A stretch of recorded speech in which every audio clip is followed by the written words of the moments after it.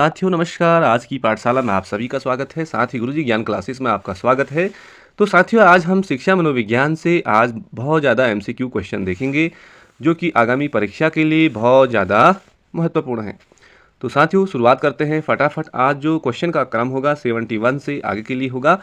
तो यहाँ पे पहला प्रश्न है, शैशवावस्था की मुख्य विशेषता नहीं है। साथियों जो शैशवावस्था होती है वो 0 से 2-3 वर्ष की होती है। उसमें जो मुख्य विशेषता नहीं है वो क्या हो सकती है?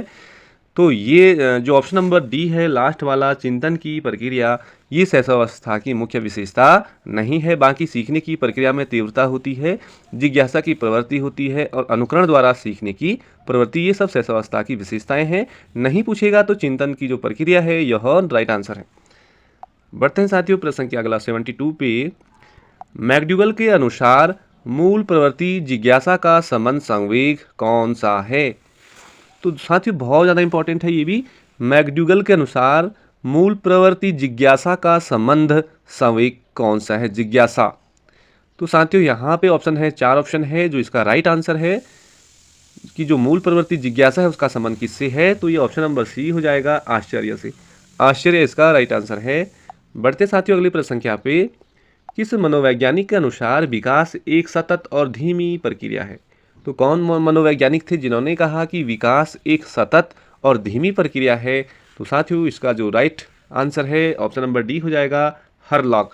तो हरलॉक ने कहा कि विकास एक सतत और धीमी प्रक्रिया है, तो हरलॉक इज राइट आंसर। बढ़ते हैं 74 पे। लॉरेंस कोहलबर्ग विकास के क्षेत्र में शोध के लिए जाने जाते हैं। तो आपने पढ़ा होगा कि जो लॉरेंस कोहलबर्ग हैं इन्होंने नैतिक विकास के लिए जाने जाते हैं, या नैतिक तर्कणा का सिद्धांत भी कोहलबर्ग ने दिया। तो पूरा नाम है इनका लॉरेंस कोहलबर्ग। तो ये नैतिक इसका राइट आंसर हो जाएगा। अगला प्रश्न संख्या में देखते हैं 75।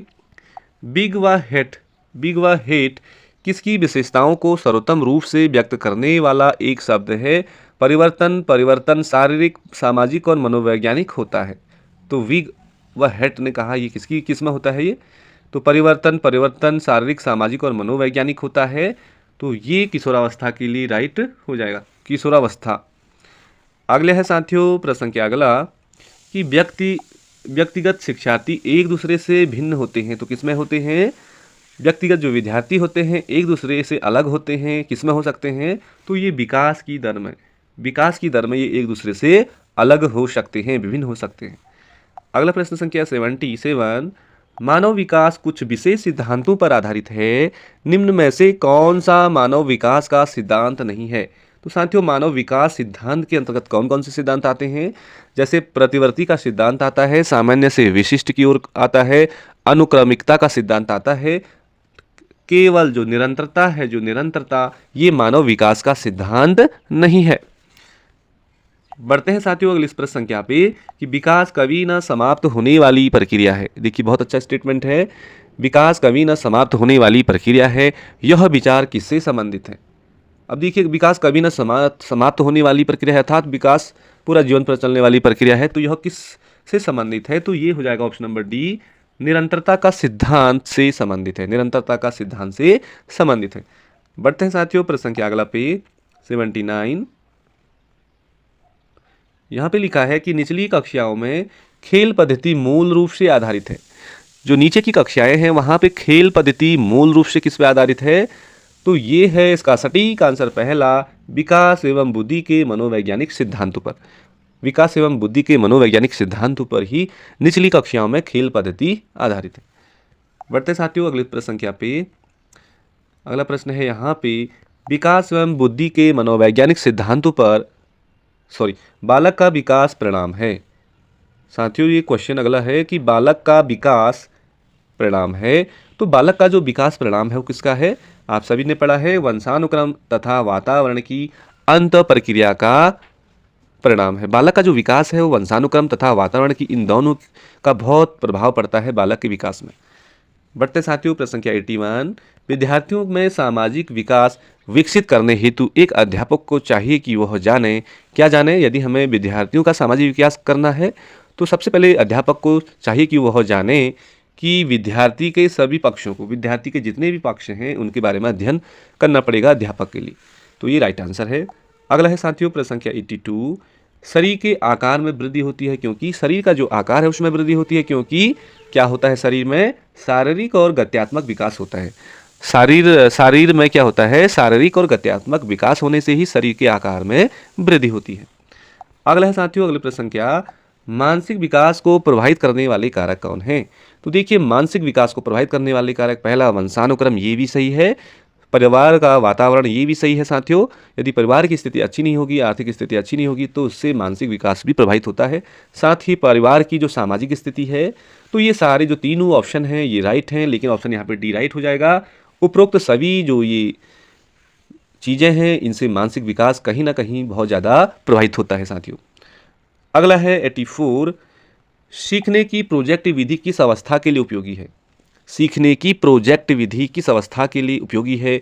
देखिए प्रोजेक्ट विधि जो है खेल खेल करके सीखे, ये सारी इसके अंतर्गत, जैसे बाल्यावस्था के लिए है, पूर्व बाल्यावस्था के लिए है, किशोरावस्था के लिए है। ऑप्शन नंबर डी राइट हो जाएगा। उपरोक्त सभी सीखने की जो प्रोजेक्ट विधि है सभी अवस्थाओं के लिए बहुत ज़्यादा उपयोगी है। बढ़ते हैं साथियों प्रश्न के अगले पे। अगला है सटीक प्रश्न, शारीरिक विकास का क्षेत्र है। देखिए विगत वीडियो में भी बनाया है मैंने, बहुत बार आता है कि जो शारीरिक विकास का क्षेत्र है, इसका जो राइट आंसर है वो क्या हो जाएगा, ऑप्शन नंबर पहला हो जाएगा स्नायुमंडल। स्नायुमंडल ही शारीरिक विकास का क्षेत्र है।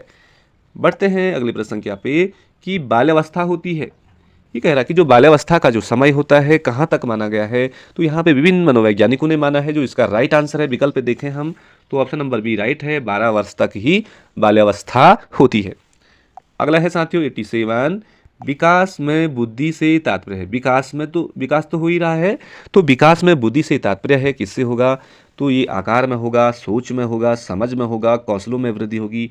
तो ऑप्शन नंबर डी राइट है, आकार, सोच, समझ, कौशलों में वृद्धि, ये सारे विकास में वृद्धि से तात्पर्य है। बढ़ते हैं साथियों अगला प्रश्न, निम्नलिखित में से कौन सी किशोरावस्था की मुख्य समस्याएं हैं? देखिए जो किशोरावस्था होती है वो 13 वर्ष से 18 या 19 वर्ष तक की अवस्था होती है, और इस अवस्था में आपने देखा होगा कि संवेगात्मक समस्याएं होती हैं, शरीर में बहुत सारे परिवर्तन होते हैं, उनमें समस्याएं होती हैं, समायोजन की समस्याएं होती हैं, क्रोध की अवस्था ये होती, तूफान की अवस्था ये होती है, गुस्सा इस अवस्था में बहुत ज़्यादा आने लगता है, और किशोरावस्था में जो बालक होता है वो सबसे ज़्यादा स्मार्ट भी अपने को ही समझता है। तो ये सारी उपरोक्त ऑप्शन नंबर डी जो है, ये सारी समस्याएं किशोरावस्था की मेन समस्याएं हैं। अगला है साथियों 89, बाल विकास का सही क्रम है। देखिए बाल विकास का हम सही क्रम की बात करें तो इसका जो राइट आंसर है, पहले आता है बाल्यावस्था, फिर आता है किशोरावस्था, फिर आता है प्रौढ़ावस्था। तो ये ऑप्शन नंबर सी राइट हो जाएगा। बढ़ते साथियों अगले प्रश्न संख्या पे, विकास शुरू होता है। देखिए तो सटीक है, जो विकास शुरू हो जाता है तो ये हो जाता है साथियों प्रसव पूर्व अवस्था से, मतलब जब बच्चे का जन्म होता है उससे पहले से ही, जब बच्चा गर्भाशय में होता है, भ्रूण की अवस्था में, तो उससे बोलते हैं प्रसव पूर्व अवस्था से ही विकास शुरू हो जाता है। बढ़ते हैं 91 पे, बुद्धि एवं विकास में क्या संबंध है? देखिए बुद्धि अलग है, इंटेलिजेंस और डेवलपमेंट में क्या फ़र्क है? देखिए ये एक दूसरे के पूरक हैं। क्या है, इनमें बहुत अंतर है और एक दूसरे के समान भी नहीं है, विरोधी भी नहीं है, लेकिन एक दूसरे के पूरक हैं, एक दूसरे से दोनों का संबंध है। तो ऑप्शन नंबर सी राइट हो जाएगा। अगला प्रश्न है साथियों 92 कि परिपक्वता का संबंध है, मैच्योरिटी का संबंध किससे है? तो ये देखिए जब विकास होगा तो तभी जाके बच्चा ज़्यादा मैच्योर होगा। तो ऑप्शन नंबर ए राइट है। अगला है साथियों 93, निम्नलिखित में से वंशक्रम संबंधी नियम है। वंशक्रम संबंधी नियम है, इनमें से कौन सा हो जाएगा? तो ये हो जाएगा ऑप्शन नंबर सी, समानता का जो नियम है ये क्या हो जाएगा, वंशक्रम संबंधी नियम है। वहीं प्रयासों का नियम, सीखने का नियम, स्वास्थ्य का नियम, ये अलग चीज़ें हैं। वंशक्रम से रिलेटिव हो जाएगा समानता का नियम। अगला है साथियों 94, बुद्धि एवं विकास का मुख्य सिद्धांत क्या है? देखिए साथियों बुद्धि एवं विकास का जो मुख्य सिद्धांत है वो कौन हो जाएगा? देखिए इसमें से जो राइट आंसर पे जाएंगे हम, तो व्यक्तिक अंतर का सिद्धांत ही बुद्धि एवं विकास का मुख्य सिद्धांत है।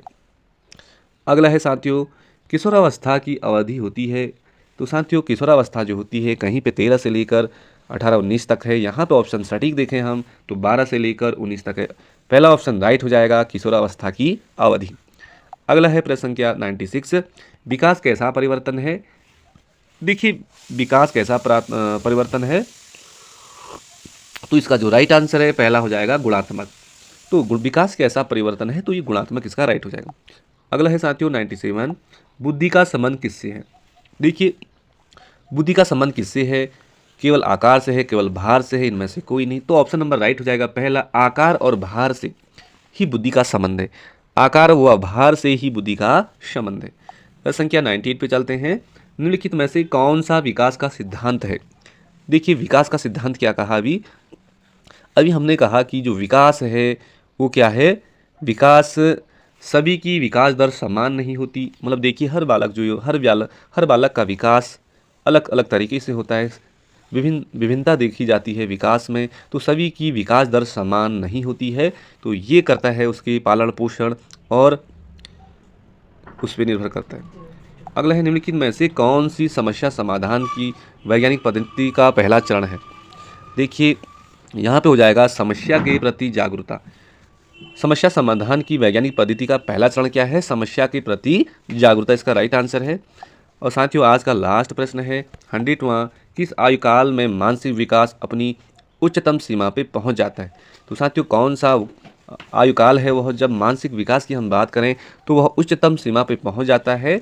तो इसका जो राइट ऑप्शन है, यहाँ पे कौन सा ऑप्शन राइट होगा, 10 वर्ष से। ऑप्शन नंबर बी राइट हो जाएगा कि यहाँ पे 10 वर्ष से 20 वर्ष तक। तो साथियों, ये थे हमारे आज शिक्षा मनोविज्ञान से रिलेटिव क्वेश्चन आंसर। ज़्यादातर बुद्धि और विकास से रिलेटिव ये क्वेश्चन है आगामी परीक्षा के लिए। इन क्वेश्चनों से आपको बहुत ज़्यादा हेल्प मिलने वाली है और यहाँ से बहुत सारे क्वेश्चन आपको देखने को मिलेंगे। तो साथियों, इसी तरह के क्वेश्चन पाने के लिए एक लाइक कमेंट जरूर करें। धन्यवाद, नमस्कार।